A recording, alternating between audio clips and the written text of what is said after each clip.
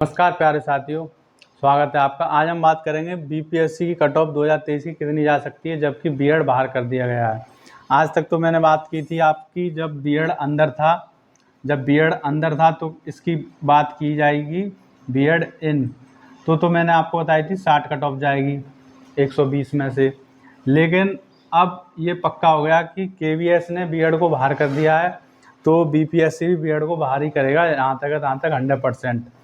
तो बीएड तो रहेगी नहीं, तो बीएड ना रहे तो केवीएस इसकी बीपीएससी कट ऑफ कितनी जाएगी, क्योंकि केवीएस ने कर दिया है तो बिहार भी करेगा। तो अब केवल डीएलएड छात्रों की मेरिट बनेगी। जिन्होंने बीटीसी किया है उसे डीएलएड कहते हैं, तो उसकी मेरिट कितनी बनेगी वो देखेंगे। और आजकल एक न्यूज़ आ रही है कि डॉक्यूमेंट वेरिफिकेशन पहले हो रहा है सबका, तो डॉक्यूमेंट वेरिफिकेशन पे कल ही जो शिक्षा विभाग है बीपीएससी का, तो उसने कह दिया है कि डॉक्यूमेंट वेरिफिकेशन पहले नहीं कराया जाएगा। ये एक गलत चलन शुरू हो रहा है जो आज तक नहीं हुआ। रिजल्ट से पहले डॉक्यूमेंट वेरिफिकेशन अगर कराया जाएगा तो जितने भी बच्चों ने, अगर 3 लाख लोगों ने एग्ज़ाम दिया है तो सबका डॉक्यूमेंट वेरिफिकेशन होगा। लेकिन ऐसा नहीं होगा।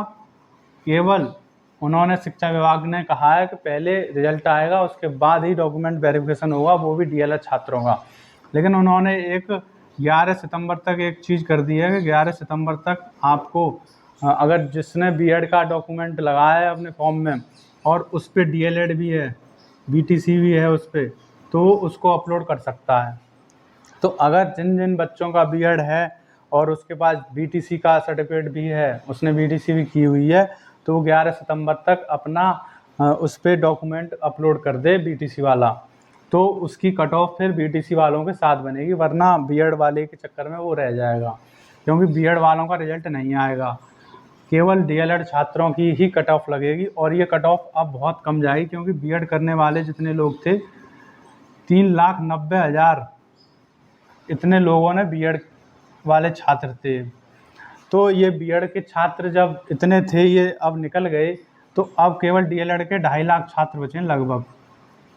तो ये 2.5 लाख छात्र बहुत ही कम हैं, और इनमें से भी बहुत से छात्रों के जो अंक हैं वो मिनिमम क्वालिफाई अंकों से कम हैं। तो कम से कम 1 लाख छात्र मान के चलिए आप, जिनकी मेरिट बनेगी वही पास हुए हैं और उन्हीं की मेरिट बनेगी। तो उनकी मेरिट अब कितनी जाएगी उस पर बात कर लेते हैं। तो पहले बात करते हैं अदर स्टेट की। अदर स्टेट की ही मैं बता रहा हूँ मैं आपको। तो अदर स्टेट की बात कर रहे हैं पहले। तो अदर स्टेट में जो फीमेल हैं और मेल, इन दोनों की बात करेंगे। तो इसमें देखिए फीमेल बहुत ही कम देने गई थी मतलब पेपर, और मेल ज़्यादातर गए थे। कम से कम 80% ये देने गए थे और इनमें 50% ही देने गई थी। तो इस हिसाब से जो मेरिट बनेगी इनकी, तो इनकी मेरिट तो जाएगी आपकी 45 तक। अगर बीएड होता तो इनकी मेरिट 50 तक जा सकती थी, 55 तक भी जा सकती थी। लेकिन इनकी मेरिट अब डीएलएड, ओनली डीएलएड,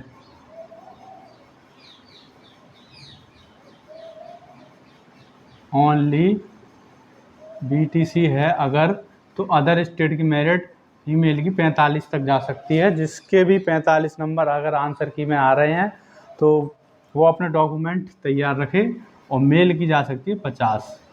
अगर बीएड होती तो यही मेरिट 60 जाती। लेकिन अब बीटीसी रह गई है केवल, तो इसकी मेरिट अदर स्टेट की 50 पे जा सकती है आराम से, और कम भी जा सकती है, उसके हम नहीं कह सकते। हम ज़्यादा ही लेकर चल रहे हैं, 45 फीमेल की और 50 मेल की। अब बात करते हैं बिहार की। बिहार के जो बच्चे हैं उनकी मेरिट कितनी जाएगी विद बीटीसी। तो देखिए इनकी बात करते हैं, इनकी मेरिट कितनी जाएगी। इनकी मेरिट भी बहुत कम जाएगी, क्योंकि बिहार की बात है और बिहार में भी बीएड वाले और बीटीसी वाले दोनों की संख्या कम है। तो बीएड वाले तो बाहर कर दिए गए, अब बच्चे बीटीसी वाले। तो बीटीसी वालों की ही मेरिट लगेगी यहाँ पे। तो वो कितनी जा सकती है, इनकी भी आपकी 45 और मेल की भी 45, दोनों की बराबर जा सकती है। और फीमेल की अगर इससे कम भी मानी जाए तो भी कोई कुछ कह नहीं सकते, लेकिन इतनी तो जाएगी ही जाएगी। इतने में ये जो मेरिट बता रहा हूँ मैं आपको, ये जनरल की है। इसे आप 50 कर लीजिए, क्योंकि थोड़ी ज़्यादा मेल की तो ज़्यादा जाएगी, फीमेल की कम जाएगी।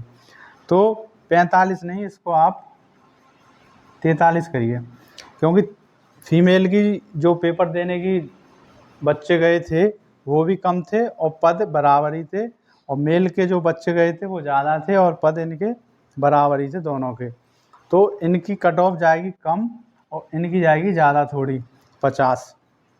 तो ये बात हुई बिहार की, तो बिहार की कट ऑफ इतनी जाएगी और अदर स्टेट की इतनी जाएगी, क्योंकि यहाँ पे जो पद हैं बिहार के वो ज़्यादा हैं। अदर स्टेट के तो 14 हज़ार पद थे वहाँ पे, 14 हज़ार दोनों के, मतलब इनके भी 14 इनके भी 14, और बिहार के जो बच्चे वो कम से कम 50 के थे, 50 हज़ार।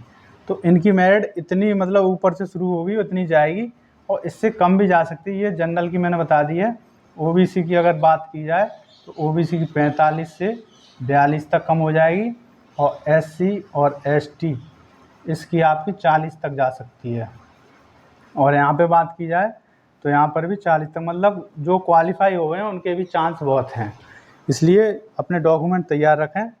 अगर बीएड बाहर होता है, ये जहाँ तक है वहाँ तक पक्का हो चुका है, अगर ये बाहर होता है तो डीएलएड वालों का बहुत ही ज़्यादा चांस है, 90% चांस है इनका। जिसने भी क्वालिफाई कर लिया उसका 90% चांस है कि वो मेरिट में आ जाएगा, और आपकी ट्रेनिंग जल्दी शुरू होगी, और इसका रिजल्ट पहले आएगा। आपको बता दिया जाएगा 7 दिन के अंदर कि बीएड बाहर है या अंदर, बीएड इन और आउट, ये आपको 7 दिन के अंदर बता दिया जाएगा पक्की तरह। उसके बाद जो आपका रिजल्ट आएगा, रिजल्ट की भी आपकी 3 या 4 दिन में रिजल्ट आ जाएगा आपका बीएड वालों, वो डीएलएड वालों का। तो जल्दी जल्दी प्रक्रिया आपकी शुरू हो रही है। और ये रिजल्ट की बात, जो प्राइमरी की बात कर रहा हूँ मैं, प्राइमरी का रिजल्ट है वो पहले आएगा, और जो डॉक्यूमेंट की बात हो रही थी वो डॉक्यूमेंट तो वेरिफिकेशन नहीं होंगे, वो हटा दिया जाएगा, आपके सीधे रिजल्ट ही आएगा आपका पहले। ठीक है दोस्तों, धन्यवाद।